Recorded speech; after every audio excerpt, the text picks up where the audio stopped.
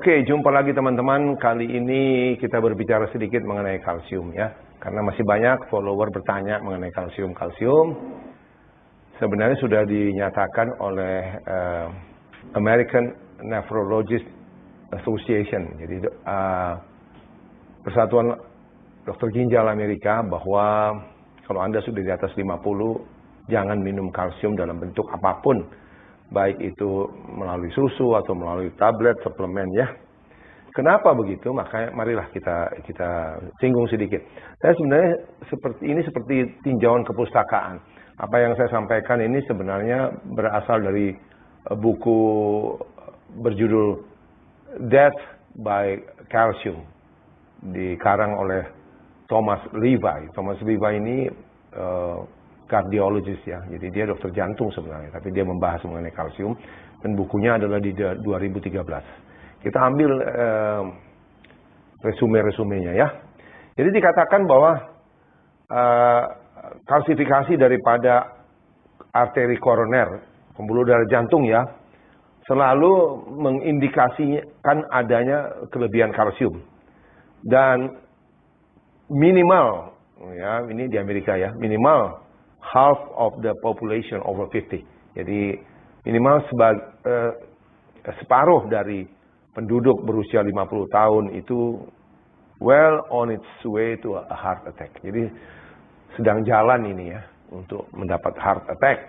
Dikatakan juga apabila Anda minum miligram kalsium tiap hari, maka Anda akan 30% lebih besar kemungkinannya mendapat serangan jantung dan sampai 20% lebih banyak mendapat stroke.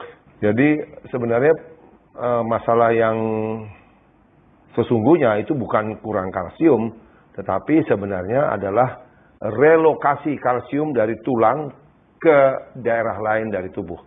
Itu terjadi pada osteoporosis. Jadi osteoporosis itu memang dikatakan kalsiumnya kurang. Kalsiumnya kurang itu di tulang, tetapi di tempat lain, di pembuluh darah banyak. Mereka dapat dari mana? Yaitu kalsium di tulang kurang karena bocor keluar ke pembuluh darah, begitu ya. Jadi ada relokasi. Dan dikatakan lebih dari sepertiga orang Amerika di atas usia 45 tahun mempunyai tanda-tanda terbukti mempunyai kalsifikasi pembuluh darah.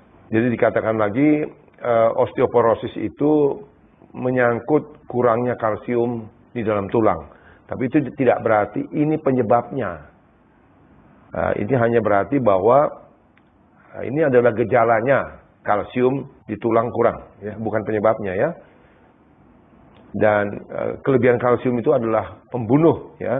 Dikatakan itu meningkatkan semua angka kematian sampai semua penyebab ya, sampai 250%. Jadi sebenarnya yang perlu disadari bahwa ironisnya ya, chronic loss of calcium, jadi kehilangan kalsium yang terus terjadi, yang terjadi pada tulang-tulang osteoporotik ya, hal inilah yang menyebabkan terjadinya kalsium di seluruh badan di mana-mana. Jadi keluar dari tulang ke pembuluh darah, ke ginjal dan sebagainya. Lepasnya kalsium dari tulang ini bukan saja menyebabkan mempercepat terjadinya penyakit jantung, tapi segala macam penyakit sebenarnya ya. Jadi wanita-wanita tua dengan osteoporosis itu sebenarnya sudah sedang berperang melawan kekurangan kalsium dalam tulang, tetapi kelebihan kalsium di mana-mana. Jadi jangan lagi diberikan tambahan kalsium. Oke, itu resume dari buku itu. Jadi saya cuma mau menjelaskan bahwa sekali lagi kenapa terjadi tulang keropos itu karena kalsiumnya bocor. Anggap saja tulangnya itu lubang-lubang sehingga kalsium itu keluar dari tulang. Keluar dari tulang masuk ke soft tissue, jaringan-jaringan tubuh, bisa di persendian, ya, pengapuran, bisa di ginjal jadi batu ginjal, bisa di pembuluh darah menjadi plak ya, terutama pembuluh darah jantung yang sangat berbahaya. Itu sebabnya kalau ada pertanyaan apakah saya tidak perlu minum kalsium, tidak boleh sebenarnya. Kalsium hanya saya anjurkan pada anak-anak yang sedang bertumbuh. Pada dewasa tidak perlu, dengan catatan. Dengan catatan ya, ingat saya tidak berkata bahwa manusia tidak perlu kalsium. Kalsium perlu sekali untuk fungsi sel otot, sel jantung. Tetapi kita sudah punya kelebihan. Oleh karena itu hati-hati sekali dengan ekstra kalsium, ya. Dan yang paling penting adalah Anda harus tingkatkan vitamin D Anda. Kenapa? Karena vitamin D kalau sudah optimal, dia akan meningkatkan penyerapan kalsium dari usus kita. Sangat meningkat. Ya tentu tiap orang berbeda. Bahkan sampai 20 kali lipat. Jadi kita ini kelebihan, udah kebanjiran kalsium ya. Dan kalau jumlahnya tidak banyak, vitamin D sendiri bisa menyerap kalsium dari usus, kemudian membawanya ke tempat yang sesungguhnya. Di mana itu? Di tulang dan gigi. Ya, supaya dia tidak berenang-renang di pembuluh darah yang mengakibatkan penyumbatan, pembentukan plak dan sebagainya. Tetapi kalau kalsium ini berlebihan, vitamin D nggak kuat. Angkat tangan dia. Makanya dia perlu bantuan dari vitamin K2. Ya, itulah. Vitamin K2 ini membersihkan.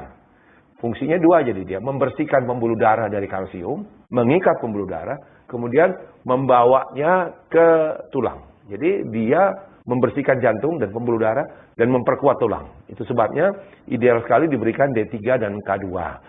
Dan sekali lagi kita ingatkan bahwa kalau D3 sendiri saja dipakai pada dosis yang sudah lumayan tinggi, yaitu 5.000, seperti anjuran Vitamin D Council USA, maka harus sebaiknya disertai dengan vitamin K2 karena Anda tidak mau mengundang masalah. Kalau Anda hanya pakai D3 saja, bisa saja nanti kalsiumnya berlebihan di mana-mana, hyperkalsemia dengan segala akibatnya yang tentunya tidak Anda inginkan. Jadi sekali lagi hati-hati dengan kalsium, tidak perlu lagi suplemen kalsium pada dewasa, tidak perlu. Apalagi pada yang sudah lanjut usia, di mana sudah banyak kebocoran kalsium dari tulang. Dan kapan kita mulai berhati-hati? Karena pada masa premenopause itu juga sebenarnya sudah terjadi. Yaitu wanita umur 40-an, 45. Makanya langkah yang terbaik adalah tingkatkan vitamin D Anda. Karena vitamin D itulah yang membentuk matriks tulang. Vitamin D itulah yang membentuk merangsang osteoblast, sel pembentuk tulang baru.